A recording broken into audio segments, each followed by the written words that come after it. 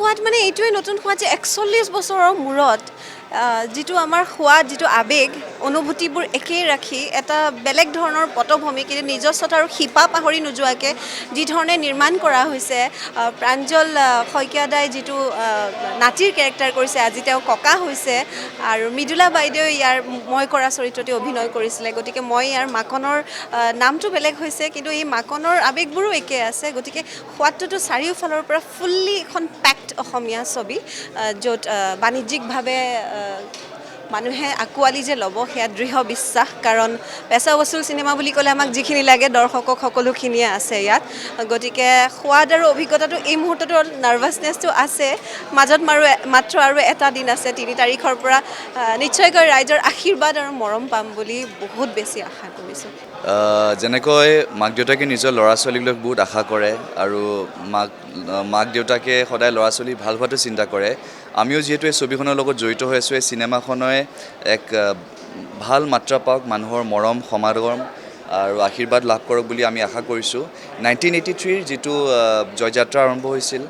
নীপ কুমাৰ দেৱৰ সৃষ্টিৰে ককা দেউতা নাতি হাতী 2 ককা দেউতা নাতি হাতী তাৰ দ্বিতীয় সংস্কৰণ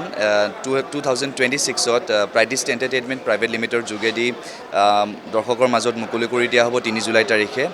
মই আশা কৰিছোঁ অসমীয়া চিনেমা বুলিলে যিটো পৰম্পৰা যিটো আৱেগ যিটো অনুভূতি অটুট আছে সেইখিনি এই সময়ত 2026 চনতো এক নতুন মাত্ৰা লাভ কৰিব ইতিমধ্যে বহুতো কথা ছবিয়ে মানুহৰ মৰম আশীৰ্বাদ লাভ কৰিবলৈ সক্ষম হৈছে তাত অন্যতম হ'বলৈ গৈ আছে ককা দেউতা নাতি হাতী 2 ইয়াৰ পাছতো পৰৱৰ্তী সময়ত যিসমূহ অসমীয়া কথা ছবি মুক্তি পাব সেয়া কেৱল অসমতে সীমিত নাথাকক গোটেই ভাৰতত ভাৰতীয় চিনেমা হিচাপে খ্যাতি লাভ কৰক সেই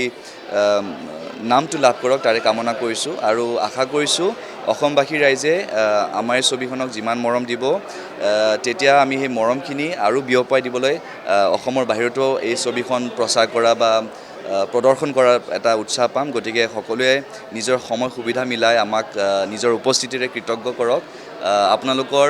বহুমূলীয়া সময় এই অনুষ্ঠানটি এই ছবিখনক দিয়ক আৰু মোৰ দৃঢ় বিশ্বাস এটা সুন্দৰ অনুভৱ লৈ আপোনালোকে ঘৰলৈ ঘূৰি যাব পাৰিব আৰু ককা দেউতা নাতি হাতী 2 আপোনালোকৰ হৃদয়ত এটা বিশেষ স্থান লাভ কৰিব